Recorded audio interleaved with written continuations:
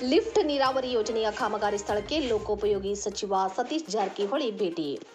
ಬೆಳಗಾವಿ ಜಿಲ್ಲೆಯ ಗೋಡಗೇರಿ ಸಮೀಪ ಹಿರಣ್ಯಕೇಶಿ ನದಿಯಿಂದ ಜಿಆರ್ಬಿಸಿ ಕಾಲುವೆಗೆ ನೀರು ಎತ್ತುವ ಮಹತ್ವಾಕಾಂಕ್ಷಿ ಲಿಫ್ಟ್ ನೀರಾವರಿ ಯೋಜನೆಯ ಕಾಮಗಾರಿ ಸ್ಥಳಕ್ಕೆ ಲೋಕೋಪಯೋಗಿ ಸಚಿವ ಸತೀಶ್ ಜಾರಕಿಹೊಳಿ ಭೇಟಿ ನೀಡಿ ಪರಿಶೀಲನೆ ನಡೆಸಿದರು.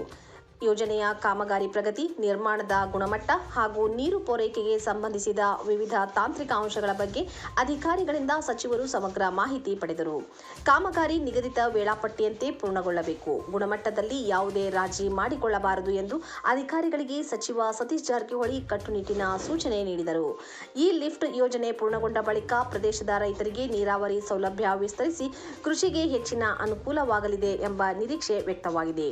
ಈ ಸಂದರ್ಭದಲ್ಲಿ ಸಂಬಂಧಿತ ಇಲಾಖೆಯ ಹಿರಿಯ ಅಧಿಕಾರಿಗಳು, ಇಂಜಿನಿಯರ್ಗಳು ಹಾಗೂ ಸ್ಥಳೀಯ ಮುಖಂಡರು ಉಪಸ್ಥಿತರಿದ್ದರು.